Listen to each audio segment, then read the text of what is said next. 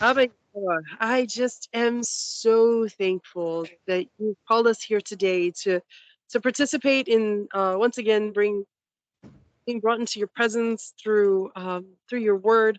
Thank you, Father, for your servant Eric. Thank you, Father, for the ears that will hear, the hearts that will receive. Father, thank you that we're part of a community that is Israel. Thank you, Father, for calling us out of darkness and into your marvelous light. Thank you, Father. And I pray, Father, that the word will go out and not return void. And I just thank you, Father, in the name of Yeshua. Amen. Amen.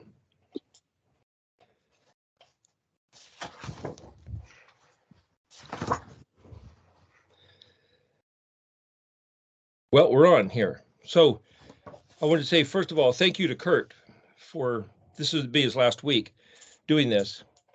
And it was his idea to do this Skype call thing a couple years ago, and asked me to commit to doing it for a year, which has been somewhat difficult. But on the other hand, just to say, I will continue in case there's any question about that. We'll continue to do this every week.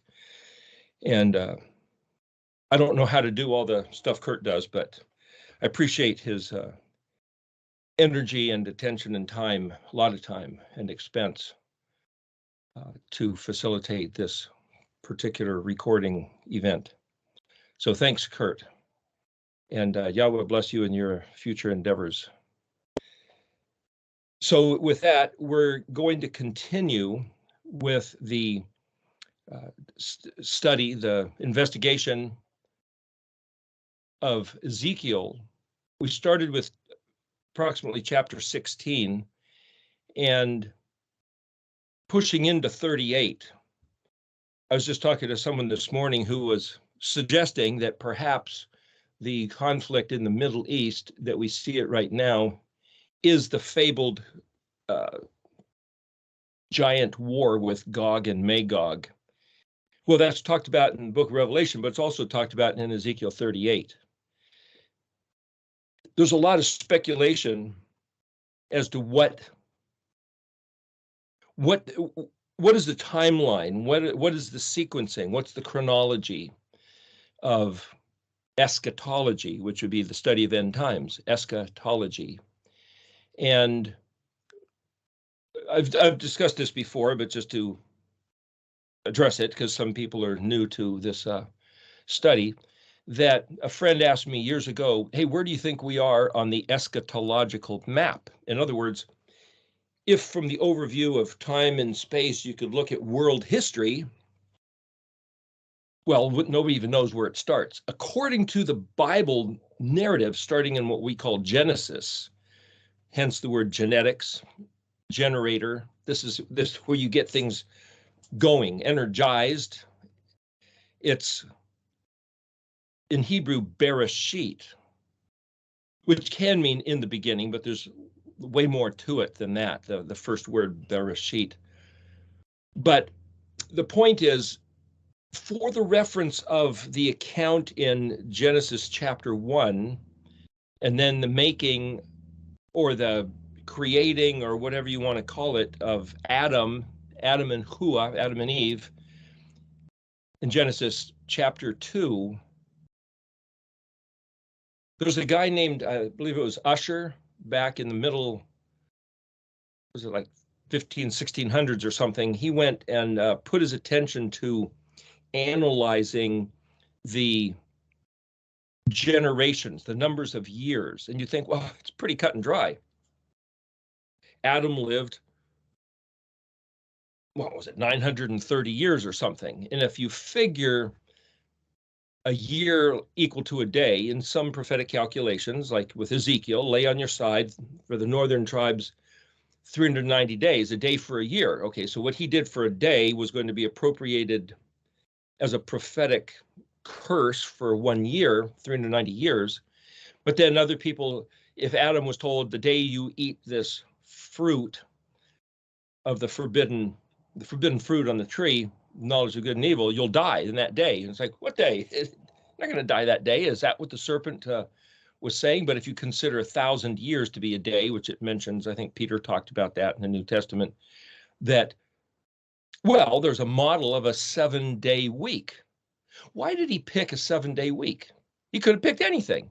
He could have appropriated a 10-day week, a 6-day week. But no, it's going to be 7, and the 7th day is the cutoff day. I mean, everything's for a reason. So this guy, Usher, and you can even to this day on the internet see the chart that he had laid out, but he looks at all the generations from Adam.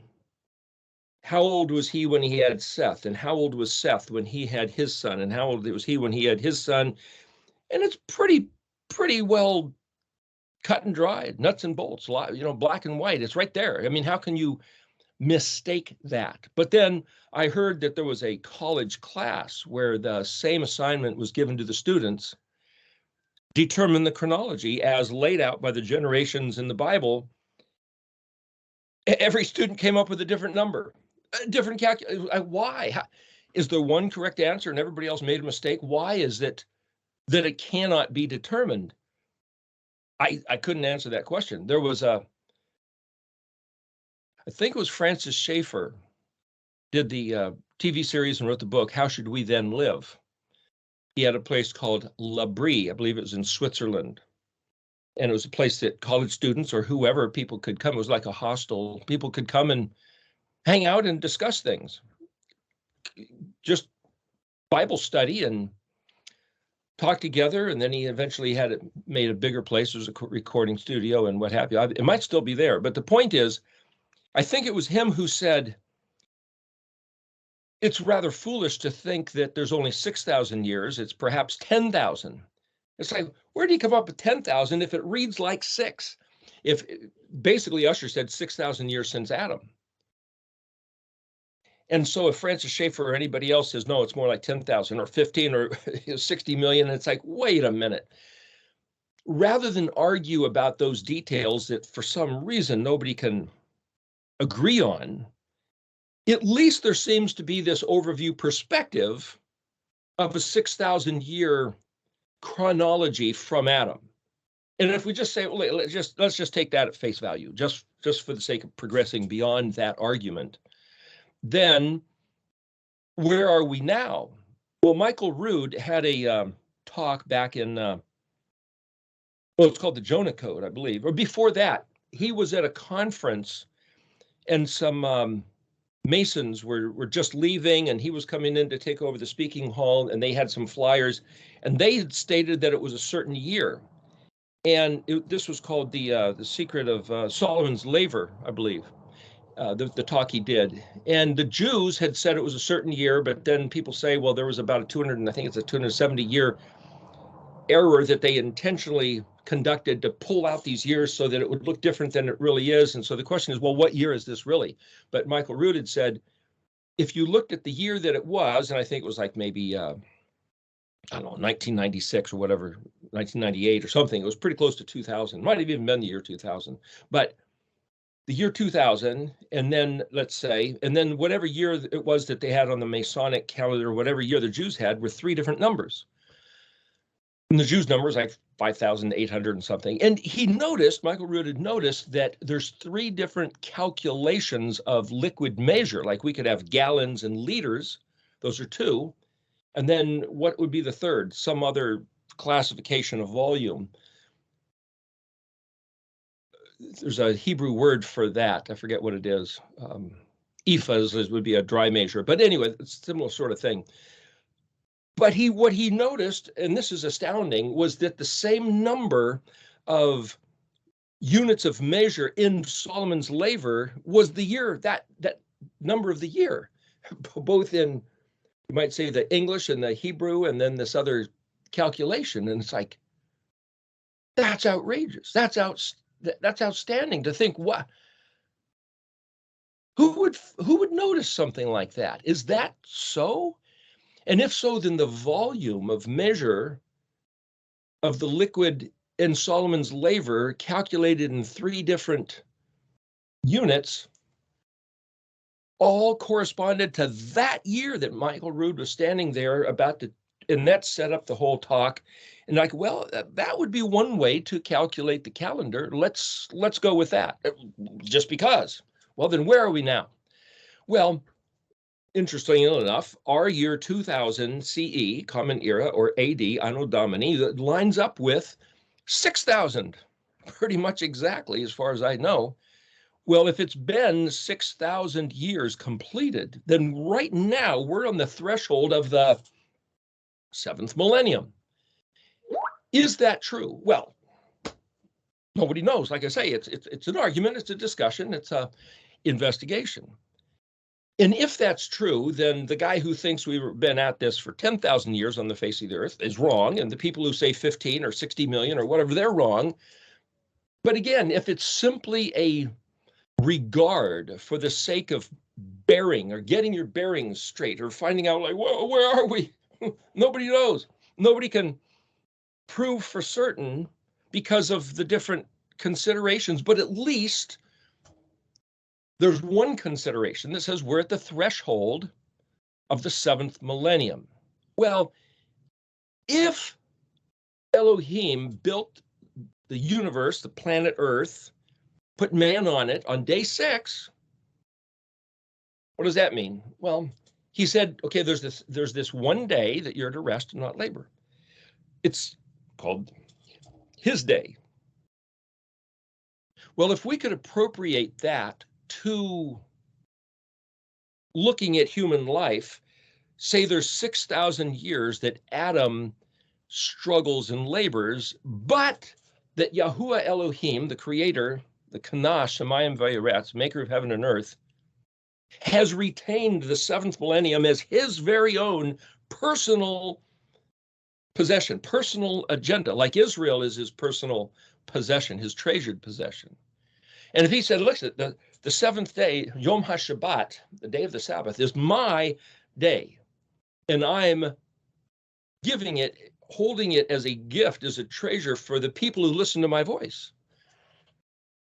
If somebody else wants to change the day to the 1st day of the week or the 5th day of the week, or if they want to say, forget it, every day is that, or doesn't matter, pick any one day for yourself, it's like, that's different than him saying, so I've made this day and I've declared this day such that anyone who regards this day, because I have said so, not because you happen to have the day off, but to regard it with intention, you will gain the benefit, whatever that might be, the benefit of the recuperation. The word shalom is not just, hey, peace, or hope it's cool with you, but shalom is the status of tovness, tov, tetvav bet, which means welfare, good, healthy, sane, accomplished, everything scales balance, everything. It's like, okay, it's all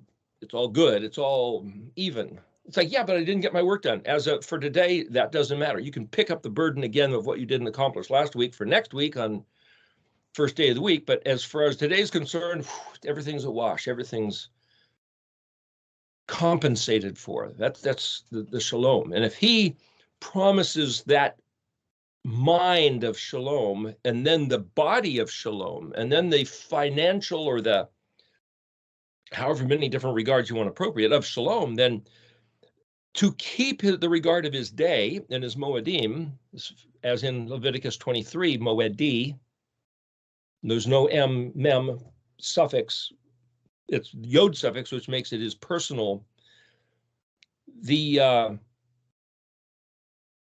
benefit of doing that is not only for our recuperation of tovness, of shalomness, but it also, he said, the Yom HaShabbat would furthermore be the sign that he is our Elohim and we are his people.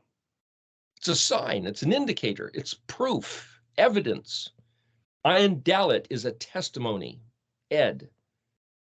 So the word for bejewelment is Ayin Dalet Yod, edi. Adornment, ornamentation, a treasure. So he has these moedim as his treasures. So you might say, what are the crown jewels of any particular nation? So over the years, over the centuries, there's been kind of a scavenger hunt across the face of the earth. Who can ever find the biggest of a certain type of gem? Ruby, emerald, diamond, sapphire, whatever the gem might be. Boy, if you could get a really nice specimen, give it to the king, give it to the queen or whoever, and they'll build some kind of crown and they'll stick the gems in it. So the crown with gems in it may not be the one they wear every day, but it's the treasure. The crown jewels are the best specimens of any particular kind, whether it's a better luster or larger in size or whatever it might be. And so that's what the king gets. And so you get these kings all around, you could say especially Europe, but probably everywhere, that the king always takes for himself the best, or people just give it to him as offering a gesture of honor. Well, the Moedim and the Sabbath day, Yom HaShabbat, according to Leviticus 23, then are Yahuwah's crown jewels. And not just the Moedim are his treasures, but he said his chief treasure, his greatest of all his crown jewels, is Israel, his people, Tafarta, on his headdress. Somehow, us being his personal possession is more significant to him than an array of objects, jewels, shiny stones. Well, he made all those anyway. It's more important than if he could have his crown filled with outrageous, let's just say, nebula or galaxies out in the universe, bigger and brighter, more spectacular, more strangely configured, or whatever might be to his kavod, his glory, his awesomeness. Israel's still greater to him. So this whole study in the entire Scripture is all about trying to get this idea into Israel's head, into Israel's collective consciousness, that these are not just a bunch of stupid rules to bind you or imprison you from having fun while you walk the earth. This is the protocol of behavior, what you do, what you don't do, as Yahuwah's shining gem, his most glorious segula, treasure, his greatest treasure. I mean, he even says in one place, oh, heaven and earth is mine. Are you going to build me a building, a little house that I stick on the face of the earth that I'm supposed to reside in? And it's like, what can you possibly do for me or give me? Well, what we can do is listen to his voice and do what he said. Acknowledge who he is, hence that concept of identity. Zion Hey Yod, my identity. What is that? So this question of who is he, you might say, is our greatest concern. If his greatest treasure, hence he's jealous. In fact, he calls himself fanatically jealous, zealous. Kuf Nun Aleph, Kana, or Kona, if you put an O vowel plugged in. Kuf Nun Hei means to possess because you either built it or you bought it, you purchased it. That's Kuf Nun Hei.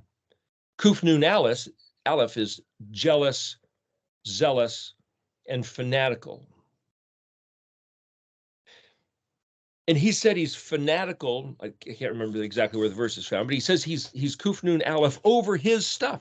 There's another verse where he says he's shakad. I believe that's in Zechariah 1:11.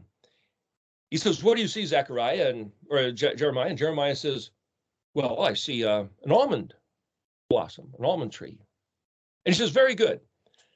Well seen, for I am industriously diligent to accomplish my intentions, to do what I have planned. And it's like, what does that got to do with an almond?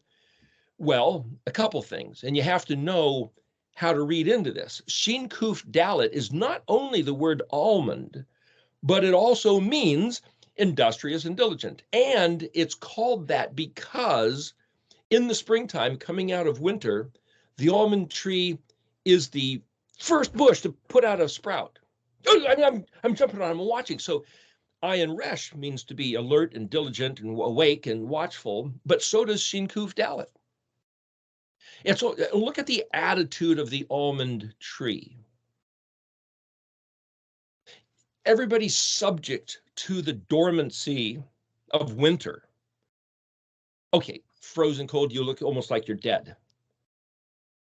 But then the time of the equinox in the spring, month of Aviv, temperatures change a little bit, the sun changed orientation in the sky a bit, the earth starts to soften up a bit, and that almond tree, boom, I'm right there. I'm going to take that first opportunity to jump into this new year.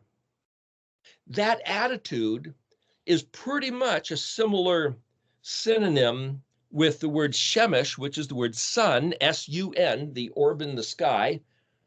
It means a diligent, industrious servant who's every morning quick to just jump up and leap into the sky and make his trek across till he sets on the other side and then runs back to the other side. And of course, that's anthropomorphizing the intent of what's happening, but that's the visual action of why a shemesh is a servant. And so when you have a menorah, the 6 branches with the one in the middle, making it a count of 7, the one in the 7, the center one is called the shemesh, or the servant candle, meaning that's the first one that typically would be lit. And then you use it, if you're picking up a candle, to light the other 6. You don't have to, but that's just the way it's done, because you use some sort of, the instrument you use to ignite the other candles is called the shemesh, which is the same as industrious, diligent servant. And so the word for obed, Ayin Bet Dalet, like Obadiah, like obedience, the English word, like obey, literally means to worship. But it also means to work, to serve, to obey your master. And it also means to tan hides. To work tanning leather is the word obed. There's also a word, I believe it's Samic Ayin Pei as a word that means gallnut. It's like Gallnut. What's that? Well, apparently it's a type of thing that they get the chemical from for tanning hides. So it means to tan hides also, if I'm correct about that. But the point is, what does tanning leather hides, skin of an animal, stretch it out and scrape the stuff off and turn it into a useful, why is that the word for servant? Or why is that the exact same word as worship? Because worship isn't just a feeling within you, isn't just a focused attitude or singing a song or uttering a prayer, but worship is also not just doing what he said, but diligently, industriously, fervently working with all your might to do what he said. So this whole idea of who is Israel, it's not a picture of somebody who sulkingly, sullenly, yeah, if I have to. It's almost like he doesn't even want that attitude. As a matter of fact, for Yahushua to say there's a better you were either cold or hot than lukewarm. If you're lukewarm, I'm going to vomit, spew you out of my mouth. What does that look like? Why should I care what it looks like? So I don't do it. Cold or hot. And so he's saying that he'd rather see an Adam, a human person, vehemently reject his stuff than to go, whatever. Why is that? It's because he created Adam with a capacity not only to behave, to do, but to think, to reason, and to make his interest a passion personally. And whether he rejects something or whether he really appreciates something or whether it's a casual whatever, he said that if we treat his stuff with a casual disregard, whatever, then he's going to treat us with a fury of casual disregard. That's in Leviticus 26 and Deuteronomy 28. He hates that. He detests when we as Adams, as people, refuse to get involved, you might say emotionally or passionately. And so for someone to obsessively, compulsively say, I'm going to be about his stuff, though that might invoke scorn and derision from fellow family, friends, whatever, that's what he wants to see. It's like, well, how do you do that? How do you whoop yourself? How do you spur yourself, as it were? Come on, get engaged, self-talk, and how do you do that? Well, you can ask him. You can ask him to say, ignite within me some kind of passionate fire, please, because I want to be a person who you're pleased with. And if that's what you want to see, and I don't know how to get myself there, then will you please ignite that within me? That's a valid prayer. Did we even know we could or should ask for such a thing? But so not only is Israel his treasured possession, that he appreciates Israel, his people, having that kind of affection, but he's actually proud of his people and wants to be known. His reputation, and we've talked about this the last few weeks, that for Israel to be his headdress, the two feathers, the one kind of boldly standing up, the other one kind of drooping, is to say, when Israel has a certain regard, he said, this is my people, and I'm their Elohim. But when Israel turns away, goes after other Elohim Achrim, doesn't care about his stuff, casual disregard, he basically has said all through these chapters of Ezekiel, he says, and especially in Ezekiel 20, says, I'm going to get my reputation for killing you, for destroying you. And it's like, oh, come on. The worst human behavior looks like that. Why would he do it? Doesn't make any sense. And I know people that I've talked to who've told me, do not tell me of this behavior of this big, mean, ugly monster God of the Old Testament. I don't even want to hear it. My God isn't like that. I love the God of love. Don't even tell me the stories of what he did at the Exodus to the Egyptians. I don't want to hear it. I was told that.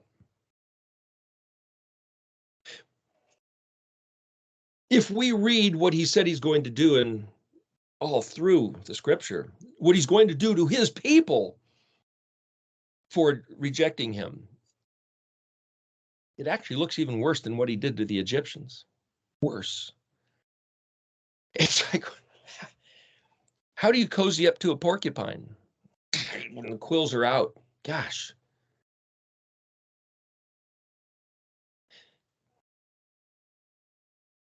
There was a movie, Game of Thrones, and just the still shot, they show this throne made out of knives and swords, really sharp implements.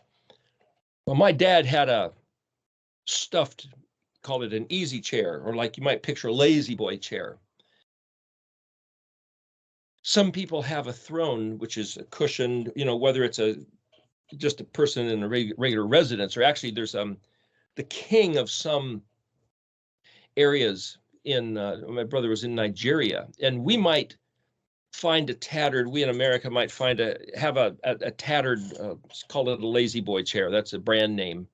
Stuffed upholstered chair, might kick back and the feet go up and tips back, and a recliner.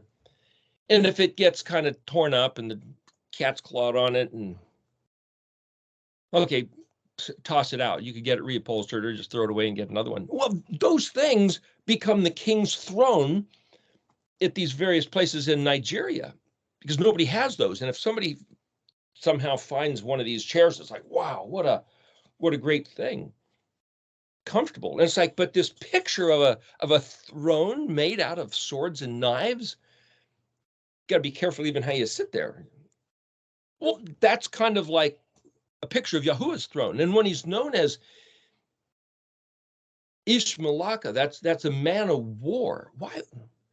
Yahuwah Zavot. Well, Zavot is armies, besides the fact we can read it otherwise. But why does he keep referring to himself as this vicious, brutal, I could even say tyrannical ogre of a warrior, fighting, mad, long-nosed, furious all the freaking time? And he tells us that's who he is. Constantly. Wait a minute, what about the gentle baby, meek and mild? Well, he takes on that persona as well. Does he, or is that a different thing? And it's like, how do I wrap these things up in my mind? But what he says constantly about that vicious monster, Israel, all you have to do is listen to my voice and do what I say. And that vaporizes, that disappears. Or what he does, it disappears that regarding his countenance toward us. Lifnei, Lamed Pei Nun Yod. La Pene, Lifnei. His face, it's translated, or countenance, or his presence. So do not have any other Lo Yehi Laka Elohim Achrim Al Pene in regards of my face or in my presence, or no Elohim Achrim, no other gods, no gods of others, no Elohim that are different, strange, next, not something that I've already declared and disclosed to your forefathers. When, like last week, we were looking at Ezekiel 22:30, and he said he was bakashing, which would be seeking, searching, but also fervently begging and pleading for his people, for somebody to, some ish, Aleph Yod Shin, some man, any man, to Gadar, Gimel Dalet Resh, and it's hyphenated and repeated, Gimel Dalet Resh, Gadar. Give definition, or give definition to definition, Ahmad, the Peretz, translated stand in the breach. The breach of what? Well, you can imagine the breach of what? You can imagine the breach of what? He doesn't tell you the breach of what. You can look at the rabbinical commentary in Stone's Tanakh and say, oh, this is what the breach is. Is it? It's the rabbinical assessment in Stone's Tanakh. I can look at, what was it, Nabe's Topical Bible, I think of what it was. And then there's Matthew Henry commentary is the one our church used to use. That was the go-to source. What does this mean? Hey, look it up in the commentary. Matthew Henry, a guy from, I think, the 15 or 16, maybe 1700s, he put it all together, and boy, he's the definitive go-to guy. Or the Bible Answer Man, Walter Martin or Hank Hanegraaff. Ask them, they'll tell you. Only then you hear later, you go back and listen to some of those things those guys said or what they wrote, and it's like, what? We actually believe this? My parents listened to these guys? Wow, it's the best they had going. Why not? Who's going to argue? And it's like, well, what the heck? Stand in the breach? Or Gadar, Ahmad Peretz? Give a definition, and then you could say the word Ahmad is, I picture the columns of the Parthenon. They form the perimeter of the building, columns like posts that hold up the roof structure, which is no longer there. But these standing columns are to be paginated, placed in, you take something to a printer, you got a whole pile of stuff, and they'll paginate, put them in page order. Same meaning of the word. Ayin Mem Dalet, stand in position, establish, give a foundation, basis, principle, logic. Boom, this is what it is. This is what he's lined up. And then Peretz is no definition, blown out, no restriction, no restraint, people's behavior, people's ideologies, people's fantasy imagination of how did the universe begin and what is human beings doing on the face of the earth, it's whatever you can, it's like, that's the word Peretz. It also means to break or to breach or to, it's, the levees broke and you get New Orleans flooded type of a picture. That's a Peretz. He's looking for somebody to build a wall and stand in the breach. How do you do that? Well, what are you looking for? What kind of wall? Built with stones, built with sticks, built with words, built with concepts? What are you talking about? Doctrines. We need more doctrines. That's a way to build a wall and limit the Peretz, is to make a bunch of doctrines that you can't do that, or now you're a lawbreaker. The point is, with any of these things, we need to be able to read what did he say, and then calculate, well, what did he mean? For an example, Isaiah 33:10. I've went over this a long time ago, but just to address it for a moment. This is an example. No, that's not the right one. What is it? Well, there's a place where he says, gosh, I must have written down the wrong thing. Oh, here it is. Isaiah 33, starting in verse 10. Here, I'll just read that. I know we're talking about Ezekiel, but here's Isaiah. Now I shall arise, Yahuwah will say, now I shall ascend, now I shall be exalted. Now we have to look at this and say, when is the now that he's referring to? So if I can look at human history, to go back to the original subject here, and say, where's the eschatological map? If there's 6,000 years, if we're right now between 6,000 and the beginning of 7,000, if we're standing right there, and coincidentally, the 2,730-year curse being completed as of 2010, we've talked about that. If that's right now, and if I can say Daniel was told to hide the word and seal the book till the time of the end, Daniel chapter 12, verse 4, but the end doesn't mean necessarily the end of the world. It can mean the end of the 6 days, the 6th millennium. It could be the end of the curse. Well, that's both right now. So there's another voice, Kuf Zadi. That means to come to the end of something, or to turn a corner, to be cut off like the harvest.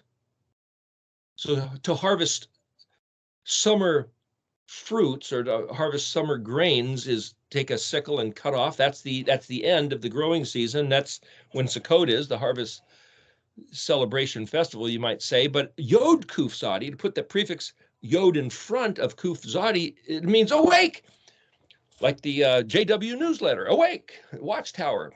And it's like, what? Hey, what if he means, okay, time to quit being asleep, time to just quit lollygagging, wake up and be diligent. Well, to wake up and be diligent is not only shakad, the word for almond, but it's also ayin resh.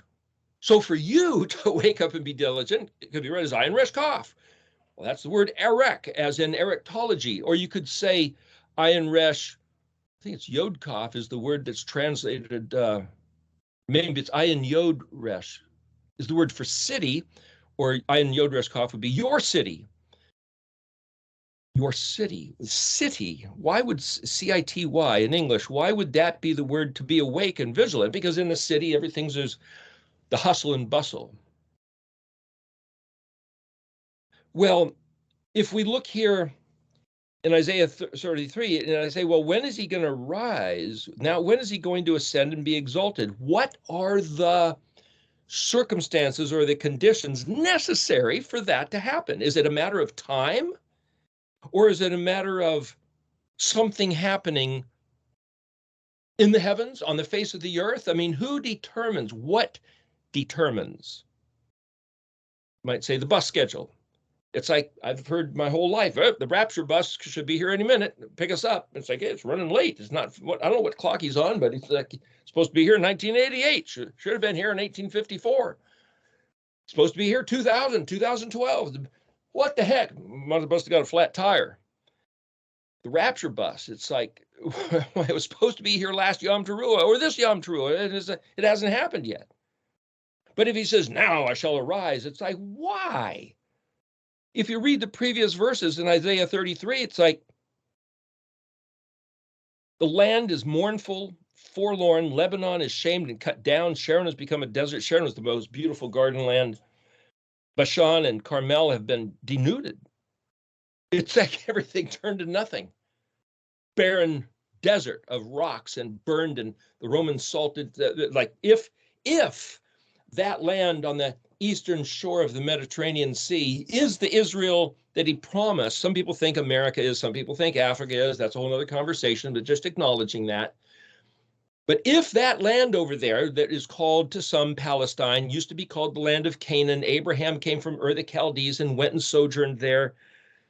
There's artifacts that seem to indicate that is the place, but, you know, believe whatever you want. But if that's the place, you look there and, oh, there's one or two groves. There's a pretty huge grove of, I think it's banana trees. Man, it's just huge, goes for a couple miles.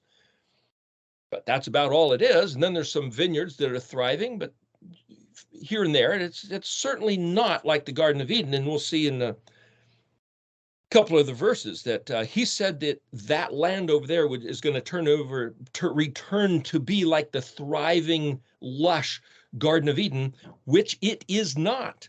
To this day, it is not. And therefore, I can personally read it's going to become like the Garden of Eden.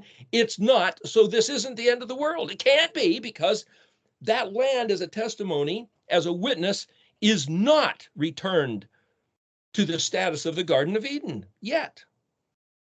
So then when I read something like Isaiah 33 or the stuff in Ezekiel, some stuff is in front of us. This isn't the end of the world. This can't be the time of the tribulation or the rapture where we're just out of here. Now, if we are, wonderful, but if we're not, just get it in mind that maybe we're going to be here, in which case, what are we supposed to be doing? Now I shall arise, Yahweh will say. Now I shall ascend. Now I shall be exalted. Well, wait a minute. Those letters look to me like the meaning of the Kuf and the Resh. Arise, ascend, be exalted. That literally is a picture of the Kuf. The word kum, kufav mem, means to arise. Arise up. Rise and shine, kumiori. The word for hamakom, the place, dig a hole and plant a post into it. Plant a tree, that's hamakom, the place that it stands at. That's where the amad is happening, the ayin mem dalet. That sounds like that. Now I shall be exalted. The letter Resh is the head of an exalted man. That's the meaning of the letter Resh. The word Resh is in Berashit, Bet Resh Aleph Shin. That is the prefix. Resh Aleph Shin is the word. Yod Tav is the suffix. What does Resh Aleph Shin mean? Well, it means the beginning, but it also means the summit, the top. So it's the foundation and the basis, but it's also the pinnacle of the apex. Both. It also has to do with Resh Aleph Hei, means to see or put on exhibition, to perceive, to be allowed to understand. Aleph Shin is the word fire. So if word Resh Aleph Shin is head and Aleph Shin is fire, you could say, well, head on fire. Well, that's a kind of a metaphor of having a great idea. Wow, hey, I've got this great. Wow. You can do a lot of other things with the word Bereshit, but what I'm saying is that if that fits Isaiah 33:10, now I shall arise, Yahuwah will say, now I shall ascend, now I shall be exalted. And then verse 11 changes, conceive stubble and give birth to straw. What? Stubble is straw. It's kuf shin. It's also the word for a stiff neck, something which won't bend, won't yield, rebar that you throw into concrete to strengthen it. It's resistant, it's rebellious, it's obnoxious. That's the same meaning of the word. Your spirit is a fire that will consume you. Well, who's he talking to? He's telling us that if we resist him. Kuf resh, well, the next letter is shin, that's fire. So now he's talking about our attitude. If we will be like him, think his thoughts, do his stuff, regard his ways, listen to his voice, honor his ways by doing them zealously, then like him, Kuf Resh Shin is rising up. Shin are shining Elyon, Yahweh El Shaddai. But the antithesis, your spirit is a fire that will consume you. See, Shin doesn't mean spirit, but it's a fire. It's that which consumes. Shin can be seen as, in one way of thinking about these letters, Shin is spirit. Mem, which is water, is like the flesh, the body. Well, that's bet. Well, no, bet is to put into a noun form, but mem is kind of like this body consideration, and Shin is this spirit consideration. And here he's talking about your spirit is a fire that will consume you, because Shin is the letter that means to consume, either to be given food to consume, to eat as a provision, or fire which consumes whatever it is that it's burning. Nations will be like burnings for lime. When you burn something up, it turns into lime. So now he's talking about chemistry and the way things decompose down to their, you might say, core substance, like cut thorns set aflame. And then there's another verse, I think it's maybe in Psalms, where he says he's likening people who argue with him and resist him and rebel against him and his ways. I think it's some of David's last words, actually, is what it is. He's talking about the wicked are like thorns. Here in Oregon, man, we got blackberries, and those thorns go all different directions. You know, you can't just read the pattern of the thorns and pull one direction, because those other thorns go in the other direction. Each thorn is like it's doing its own crazy thing. And you can't just get snagged and back out. You have to, when you get snagged, you have to be careful to pull everything loose just the right way. And you don't want to touch those things any more than you have to. And if possible, instead of raking them up, bundling them, and dragging them to the dump, you put them in a pile and you burn them right there where they lay. That's the only way to deal with those suckers. Well, blackberry vines, right here, like cut thorns set aflame. Nations will be like, just chop them down and burn them up. He's talking about human beings here. Or he's talking about the culture of various nations that just got to be getting rid of. Hear, O faraway people, verse 13, what I have done, and you who are close by recognize my might. In other words, hear what I've done, recognize my might. He's not saying, just tell people how kind and generous and merciful and like a little baby, like a soft little lammy that I am. He's telling us to tell people. I mentioned the story once before. A friend of my brother's was doing missionary work over in Asia somewhere, and there was an Islamic guy, and he was talking to, and the guy said, "Hey, would you please explain to me who is this Jesus guy that you believe in?" And so my brother's friend said, "Oh yeah, sure." You know, he describes how he's kind and loving and forgiving and merciful and on and on and on. And the Muslim guy said, "Okay, thank you. I think I understand what you're saying. Our God is this fierce tiger. He's violent and ruthless and terrible and not to be messed with and just scary and ferocious. And I prefer to believe in our God." It's like, what? How can? That's a real event.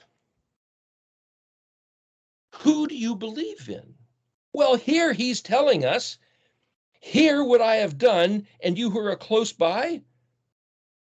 Well, I could say far away people, is that land, is that distance, is that space, or is that heart? People who have no idea who Yahuwah Zavot, the Elohim of Israel, actually is. And what did he do to his people? What did he say to his people? What does he demand of his people?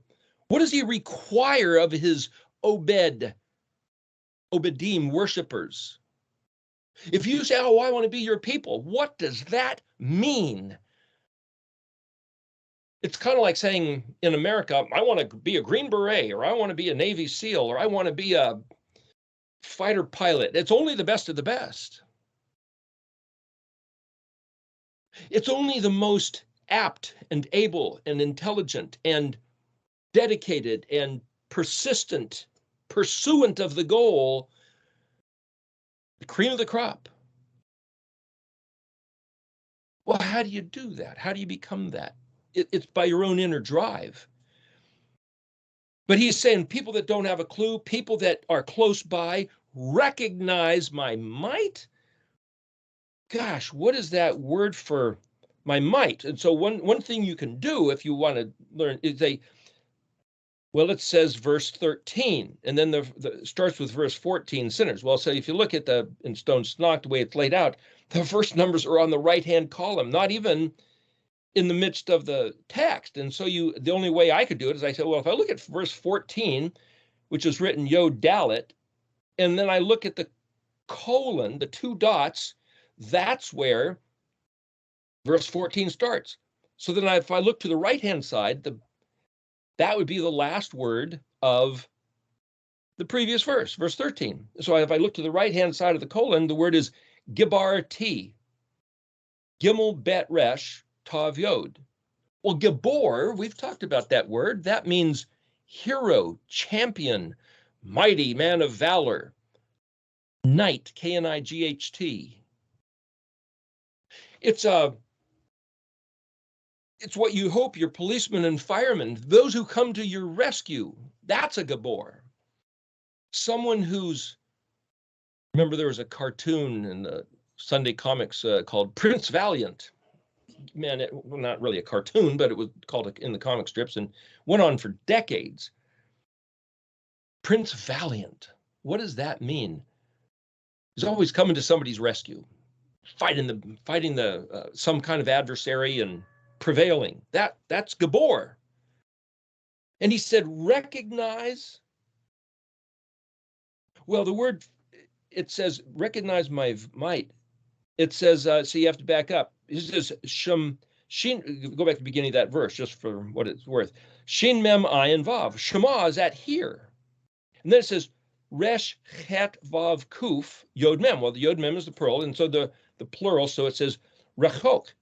Well, the word for far away, distant, dimension, improbable, so remote that it's almost like that's highly unlikely. That's the word merachech, which is mem resh het kuf.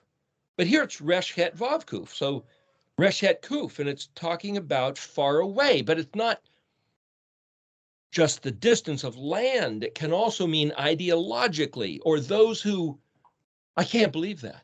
I can't even, I won't even put my mind there. It's just not in my world, not in my universe. It's like, yeah, talk to those people. That's the meaning of the word resh het kuf. Here, so is it saying, oh, people that are far away, or does it say, listen to things which are unbelievable, so far away that it's like, what? Asher, Aleph Shin Resh, means who, that, or which. The one who he's been talking about, or that which. W-H-I-C-H, that what is. And then it also means Asher, like Yishar, straight, right, validated, authenticated, Ayin Shin Yod Tav Yod. Well, Ayin Shin Hei means to do, to produce, to accomplish, to force, to compel, to make something happen. Vav, Dalet Ayin Vav. Well, Dalet Ayin, Dalet Ayin, or Dalet Ayin Tav means knowledge, to know something. So here, far away in the plural, who, that, which, doing. But Tav Yod could be read as I have done. Okay, tell people that don't know or don't believe, or that's a different culture, tell them what I've done. Well, that means going over the stuff like the Old Testament, what we call old stories in the Old Testament, that people don't want to hear. Like my friend, do not tell me any more of these things. I don't want it crowding my consciousness. New Testament only. Okay. Veyada, vedau. Does that mean to make known or provide knowledge? Kuf resh vav bet, that means to draw near, but it's this yod mem plural, so that means to, does that mean those who are near? It doesn't say those who are. See, it says kuf resh vav bet is to draw close, to offer a sacrifice, those who are family and friends and a close association. 5 minutes. Then it says gibarti, those who want to drive near, those who want to be close, those who think they're alien, those who want to be close, those who this is familiar, those who this is to this, that it's alien, they can't comprehend. Okay, if that's what he's saying, tell them of my gabarness. Sinners, verse 14, sinners were afraid in Zion, trembling seized hypocrites. See, he didn't say his people in Zion. What's Zion? Is that Jerusalem? Is that his land? Is that his church? Is that his heavenly abode? What is this Zion? Z-I-O-N, Zadi Yod Vav Nun. We've talked about that before. The word Zadi Vav means command. So technically Zion is not a place or a city or a mythical realm like Camelot. It's those who are doing what he said. Sinners were afraid, trembling seized hypocrites. So he's saying that part of his identity and his plan is that those people who don't do what he said, or are who hypocritical about one claiming to be his people, but who really aren't, their heart is far away, that trembling and terror. Which of us can live with the consuming fire? It's like, tell me stories of this big, mean, ugly monster deity of the Old Testament, and it's like this guy's attitude. I don't want to be with him. I just can't handle it. That's what I've heard people say. Which of us can live with the eternal conflagration? Verse 15, one who walks with righteousness and speaks with truthfulness, who spurns extortion profit and shakes off his hands from holding a bribe, who seals his ears from hearing of bloodshed. I don't want to look at those things on the TV. I don't want to hear those stories of what people are doing.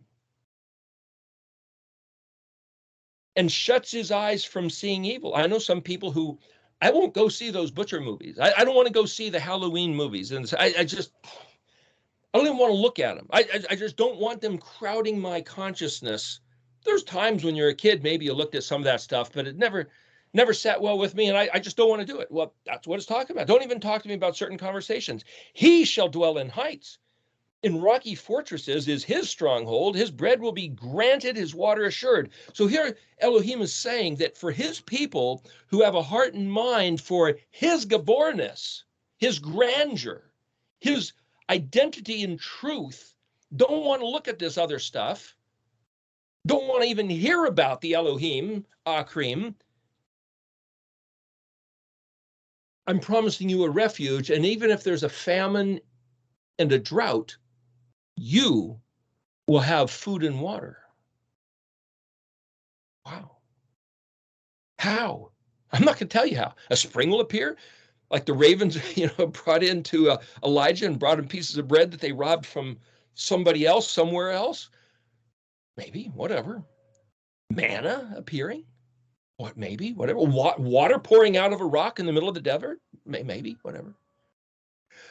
We're going to pick up the next hour with verse 17, and then we're going to jump into Ezekiel, but we'll take a break for the moment.